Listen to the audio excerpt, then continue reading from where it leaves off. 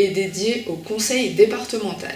Le conseil départemental est constitué, comme vous le savez, de vos élus APF en département, donc c'est-à-dire de 9 élus, mais pas seulement. Il n'y a pas que des élus. Le conseil, en fait, peut être un conseil élargi, c'est-à-dire qu'au-delà des élus, il y a des acteurs très impliqués au sein de la délégation, donc des gens actifs qui peuvent être salariés, qui peuvent être au service civique, en mécénat de compétences, bénévoles ou adhérents. Ce qui permet d'échanger et de dialoguer et d'avoir un aperçu global grâce aux discussions de tout le monde.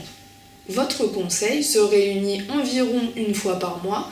Alors bien sûr, c'est à peu près, c'est-à-dire que quand le planning est un peu chargé, on peut reporter. Ou à l'inverse, quand il y a des choses à aborder immédiatement, on peut rapprocher les dates, ça ne pose aucun problème. C'est environ une fois par mois.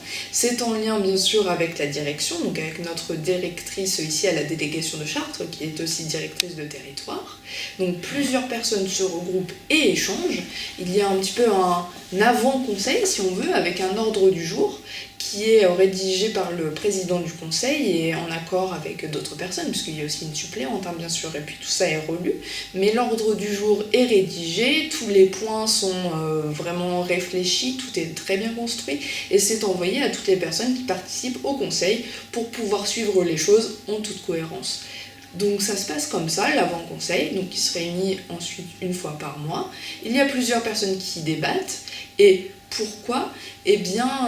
Pour encore une fois avoir un aperçu, mais surtout pour aborder les thèmes qui vous touchent, les thèmes des adhérents, puisque l'idée, c'est pas de décider à votre place. Le conseil a un pouvoir décisionnel, c'est vrai, mais la volonté de tous les élus et du conseil élargi, c'est de vous faire parvenir tous les sujets qui sont abordés via le blog, via la page Facebook ou via des sondages auxquels vous pouvez participer et que vous pouvez voir passer par mail.